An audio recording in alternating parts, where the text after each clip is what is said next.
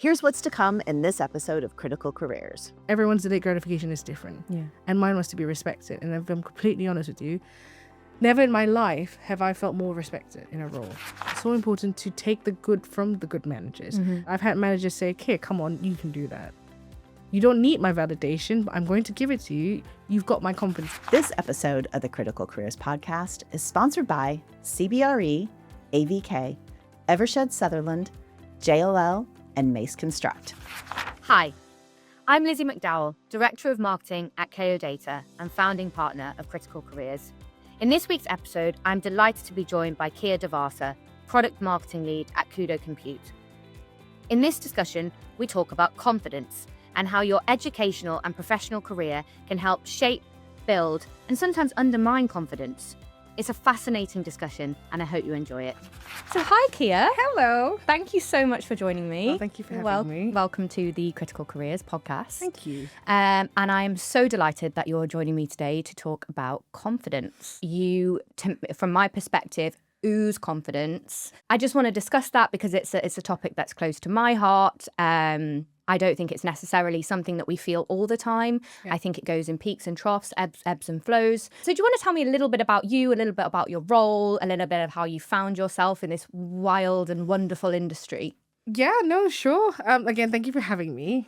It's funny that you say you think I ooze confidence or I come across as I ooze confidence because I genuinely don't feel that way at all. And if that is the energy I'm projecting, fantastic. You absolutely are. It means I've done it right. But to answer the question of, how I've got to where I am today in my career, how I've got into the data center world, I never wanted to do tech, if I'm completely honest. That was never the plan.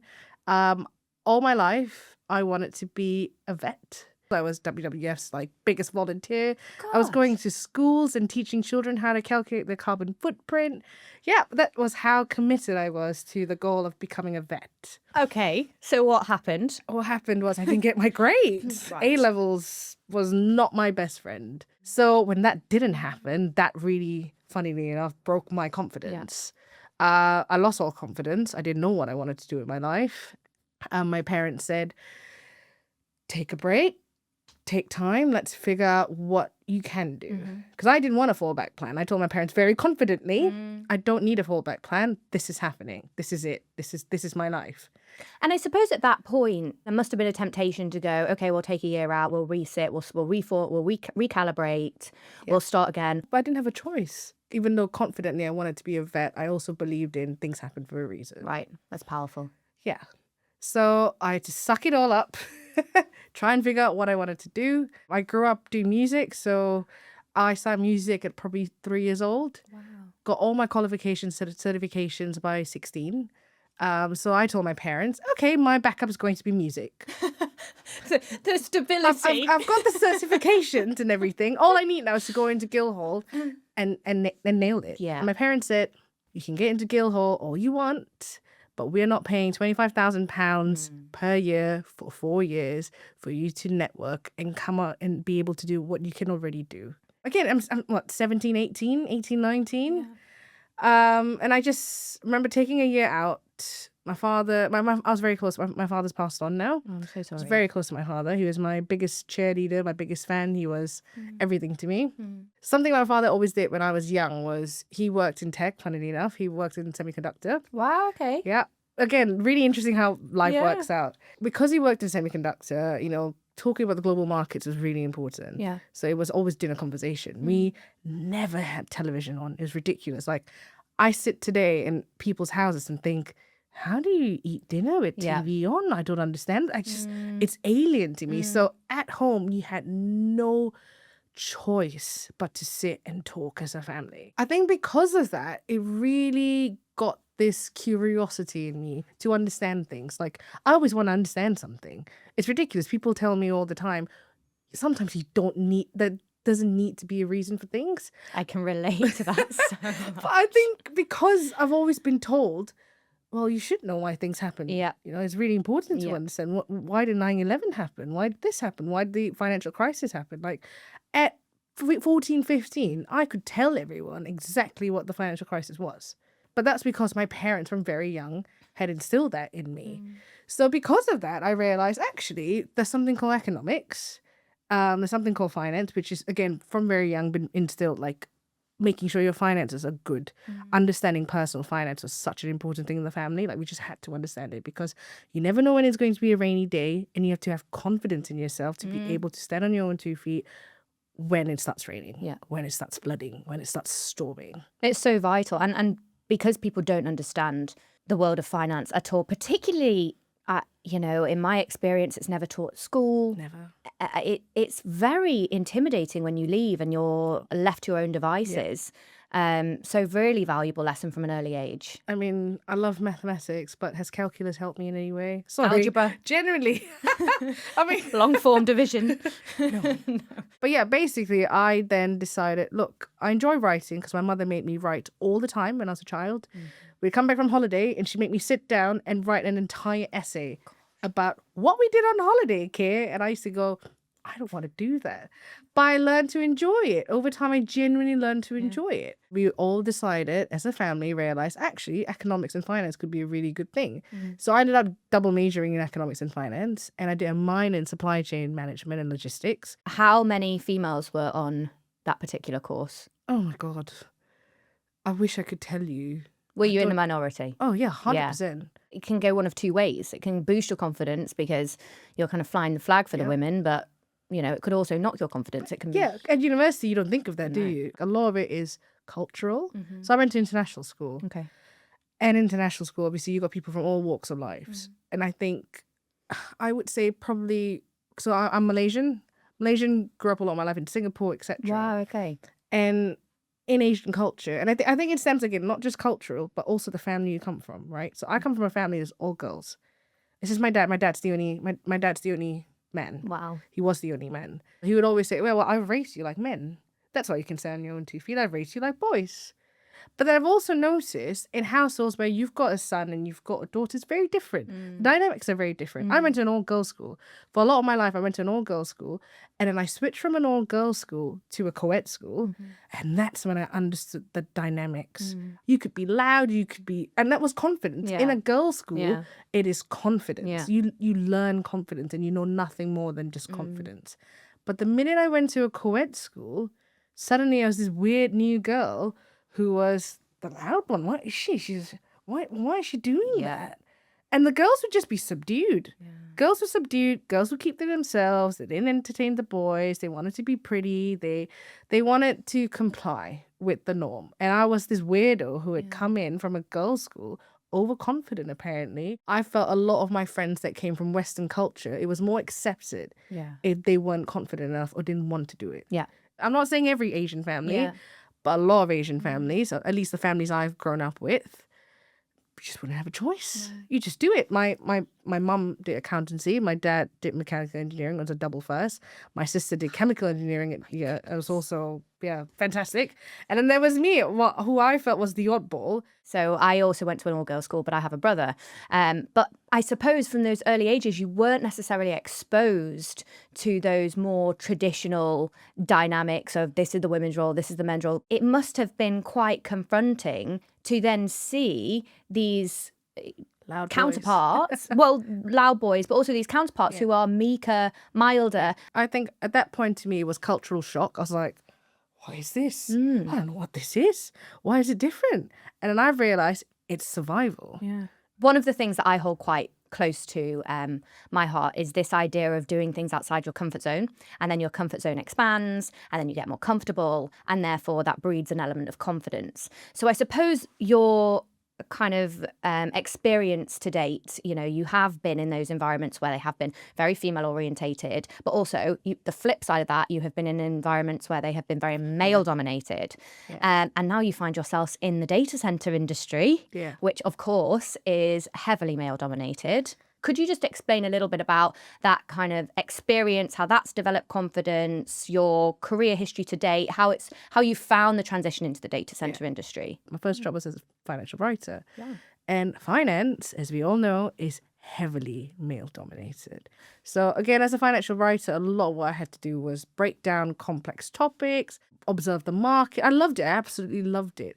But I didn't like how I felt I had to prove myself and how smart I was in comparison to my peers. My male peers would get away with, I think, a lot more edits, so to speak, or less questioning. So I didn't necessarily have more edits. I felt I had I had more questioning than they did. Has it shaped who I am today? It has, because it's helped that confidence, because I've learned to deal with it. I've learned to actually be confident with what I've said. So if someone questions me today, I'll be like, look, these are the facts. Here's the proof. You're on your brief. Rather than actually second guessing what I'm doing. I then transitioned into what we call the Wild West today, which is crypto. The company I was working at was trying to build their own token. Right. And I was like, oh, wow, this is very interesting. I got a really good job at a marketing agency. So that's how I transitioned from traditional financial writing into marketing. Grew really quickly there, became a lead writer there, and ran essentially the content department for a fair bit. Really enjoyed it. However, what I genuinely did not enjoy was the fact I was not just one of very few women in the industry. Any event I went to, I'm telling you now, without a doubt, a man would hit on me. Oh my goodness. A couple of years ago, there was a crypto event in London. I want to say 2023. Right. He walked in and there were, I kid you not, women lying down covered in sushi where you could go and pick sushi off their bodies. 2023. 2023, 2022. Women were walking out of the event because why would I support something like that? And how do you handle those unwanted approaches in a way in which you can still maintain professionalism? Because I think that's a challenge that women have to face a lot. 100%. How do you still maintain your power and yet, not be intimidated or offended? I've learned over the years, you know what? I don't care what you think about me. I don't care if I turn around and tell you, sorry, I'm genuinely not comfortable, but I appreciate the compliment. Are you then worried about if there's any backlash, if there's any comeback? Do you feel that there is the necessary support, I suppose? Particularly in this industry, to be completely honest, I don't know. One of my best mates, she literally runs Crypto Mondays in London. She's a fantastic woman, but she's one of very few women that I ever see within that industry. Yeah. And she really holds court, and she's such a strong, she oozes confidence. She genuinely oozes confidence.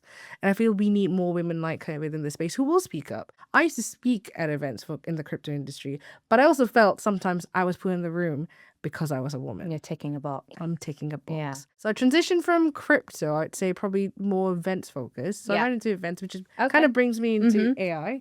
So I worked for this massive Parisian company. So I used to go to Paris for work a lot. And did 2 major events. A crypto event, a blockchain event, as well as an AI event. So their AI event has absolutely hit it out the park, like genuinely become really big.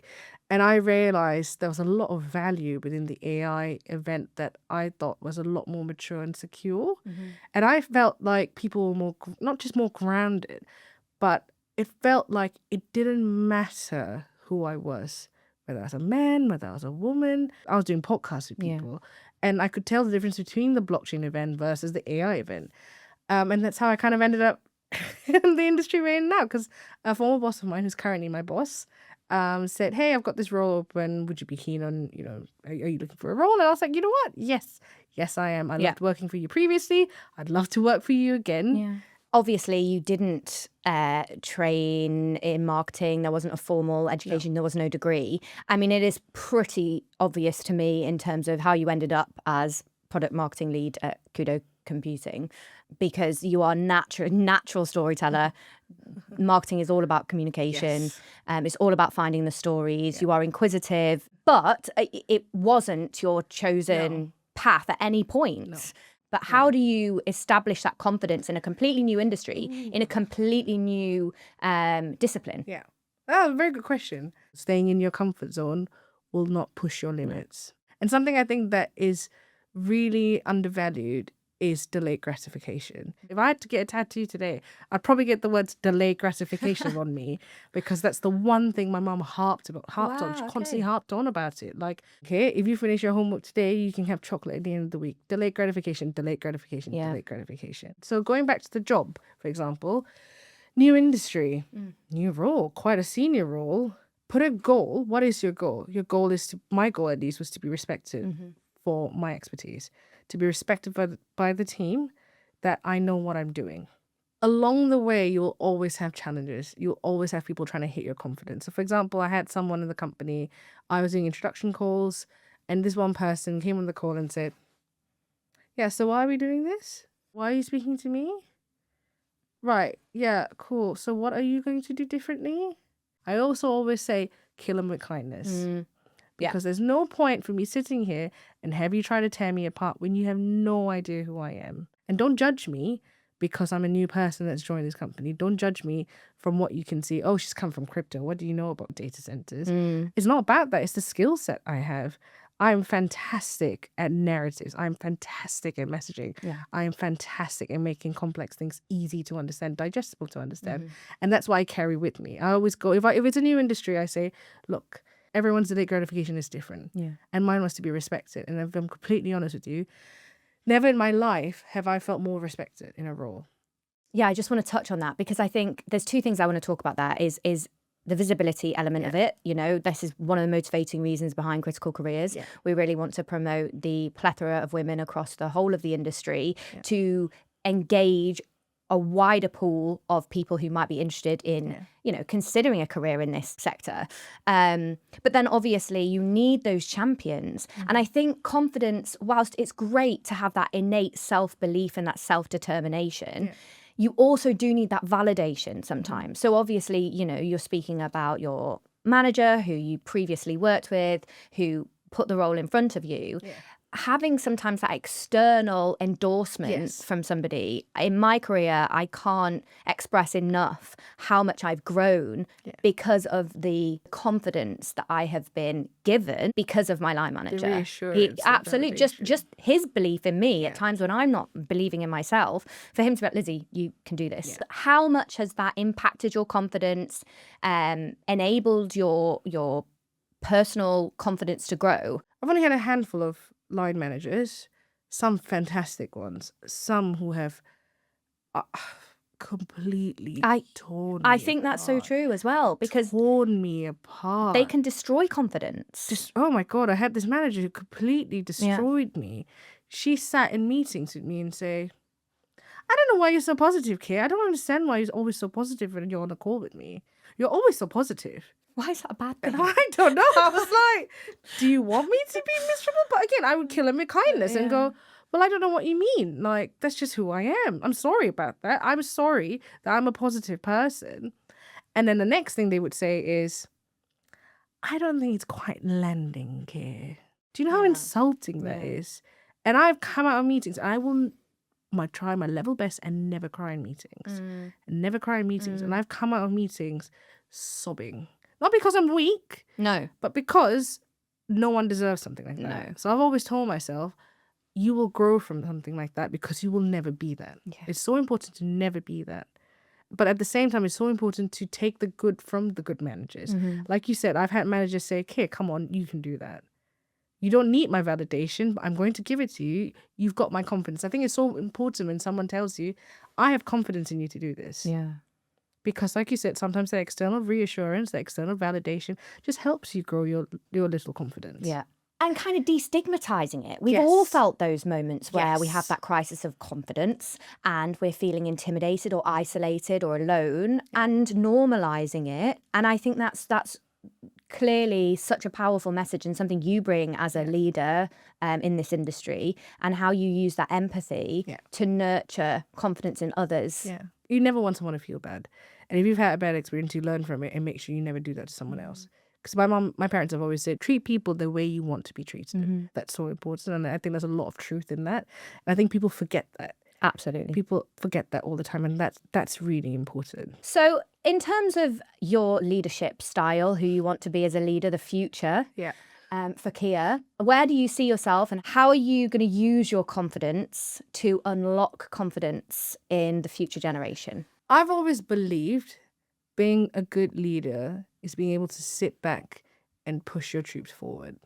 That's so important.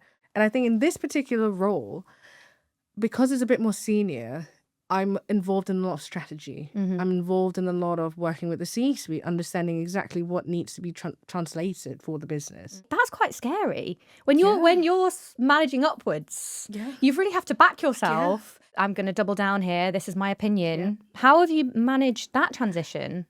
To trust yourself. And I think something that I'm learning on the job is to let the reins go a little, let loose of the reins, which is, to me, the most difficult part of my job, the most difficult part of where I am in my career. Because when you're a worker bee, why do I need to involve other worker bees? I just need a clone machine. I've literally told my CTO, I've told Tim many a time, Tim, you need to build me a clone machine. We just need an army of Kirs. It would be great. But realistically, that's not good leadership on my part. I need to nurture worker bees. And also, we all have different skill sets. Oh, 100%. You know, we're not good at everything. We can't be all good at everything all of the time. It's important to understand, okay, well, I am absolutely terrible at admin or spreadsheets. I know what I'm good at. Yeah. So I'm going to empower somebody else and build their confidence in a skill set that's not necessarily comes naturally to me. Yeah. I think the biggest lesson is acceptance that we're not all great at everything. No, and that builds confidence in and of itself. 100%. Why am I spending so much time trying to improve things that I'm Bad at? Why don't I double down on the things that I'm good at? And why don't I be confident in the things that I'm good at? So that's a big lesson I'm trying to learn. Well, Kir, I could talk to you. We could do our own series. We will. Let's take that offline. Yes. And then bring it online. Thank you so much for joining me today. I have loved our conversation. It is a really valuable topic. And I just am so excited to watch your career go from strength to strength. And having you as part of the Critical Careers podcast is just immense. And if anybody hasn't seen it yet, please check out Kir's edition in our coffee table book and learn more about her journey there. But for now, thank you so much for joining us, and please come again. No, thank you so much for having me. Genuinely, I think this initiative is amazing. We need more of it, and I'm so glad to be a part of it. So thank you so much for having me. Thank you. Thanks for tuning in to this episode of Critical Careers. A special thank you to our founder, Kao Data, and to our strategic partners, CBRE, AVK, Evershed Sutherland, JLL, and Mace Construct, for their support in making the Critical Careers Initiative possible.